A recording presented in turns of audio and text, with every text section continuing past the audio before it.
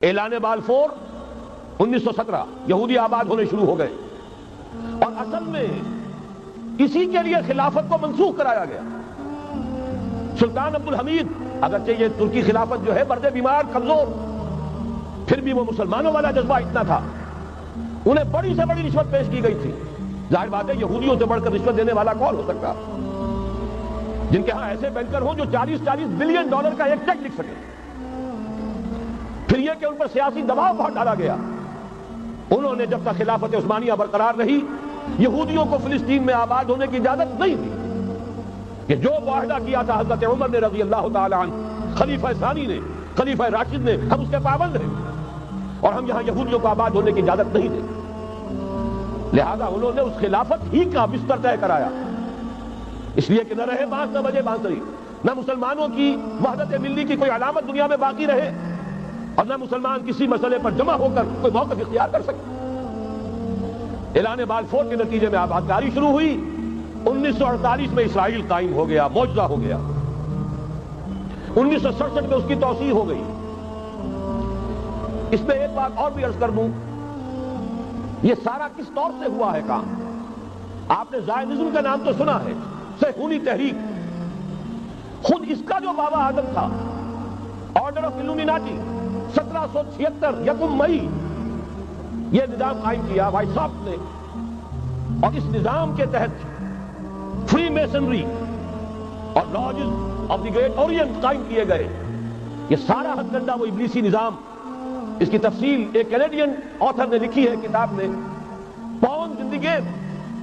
یہ سارا دھندا ایک شیطانی چکر ہے، ابلیسی چال ہے، اور اس کے ذریعے سے اسرائیل قائم ہوا اور اس کی توسیع بھی ہوئی 1967 میں۔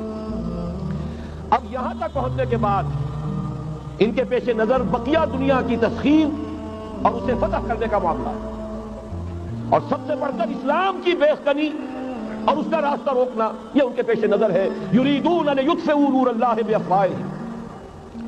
صورت اس وقت کیا ہے؟ یورپ اور امریکہ سے آپ مشرق کی طرف آئیے، پہلے عالم عرب ہے، عرب مسلم ورلڈ۔ مجھے یہ کہتے ہوئے سب دکھ ہو رہا ہے، پورا عالم عرب وہ فتح کر چکے، وہ عرب ممالک کے جو اسرائیل کے ساتھ کسی میز پر بیٹھ کر گفتگو کرنے کو تیار نہیں تھے۔ آپ دیکھ رہے ہیں کہ لائن لگ گئی۔ کبھی صرف انور سادات نے ریکگنائز کیا تھا، پوری دنیا میں شور مچا تھا، اس پر لعنت ملامت ہوئی تھی۔ اب تو ایک ایک کر کے، وہ شاہ حسن ہو چاہے شاہ حسین ہو، اب تو وہاں سے ویزے ختم ہو رہے ہیں۔ سعودی عرب اور امارات، انہوں نے جو کچھ کاروباری بندشیں لگائی ہوئی تھی وہ ختم کر دی گئی، ان میں نرمی پیدا کر دی گئی۔ یہ صورتحال ہے کہ واقعتاً ان کی جو عالمی تسخیر کا پروگرام ہے وہ آگے بڑھ رہا ہے، اور بدقسمتی سے امت مسلمہ کا جو قلب ہے، اس امت کا قلب امیین پر مشتمل ہے۔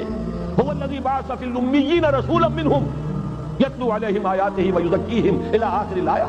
حضور بھی امی تھے، انہی میں سے تھے صلی اللہ علیہ وسلم، لیکن آج وہ قلب جو ہے عالم اسلام کا، وہ یہودیوں کے شکنجے میں کسا جا چکا۔ اکثر وہاں کے جو حکمران ہیں امریکہ کے ایجنٹ ہیں، اسٹوڈیز۔ یہ حالات جہاں تک عالم عرب کا تعلق ہے، تلخ حقائق ہے جو بیان کر رہا ہوں، اس لیے کہ آپ کے سامنے رہنا چاہیے۔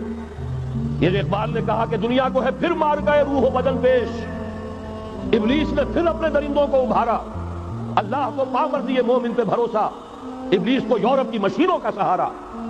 یہ دوبارہ ایک بہت بڑے پیمانے پر حق و باطل کا گھمسان کا رنگ پڑنے والا ہے۔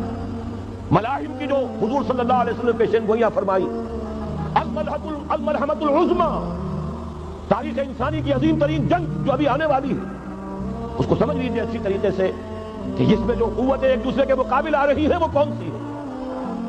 نیو ورلڈ آرڈر کہنے کو امریکہ کے زیر قیادت ہے، حقیقت میں امریکہ خود یہودیوں کے پنجے میں ہے۔ یہ وہی ابلیسی طاقت ہے جو آگے بڑھ رہی ہے۔ عالم عرب کو فتح کرنے کے بعد اب ان کے پاس اگلا عالم اسلام کا حصہ ہے، غیر عرب مسلم ورلڈ۔ ایران ہے، اس کے شمال مشرق میں ترکستان ہے، روسی اور چینی، مشرق میں افغانستان ہے، پاکستان ہے۔ یہ ایک بہت بڑا سالڈ بلاک ہے۔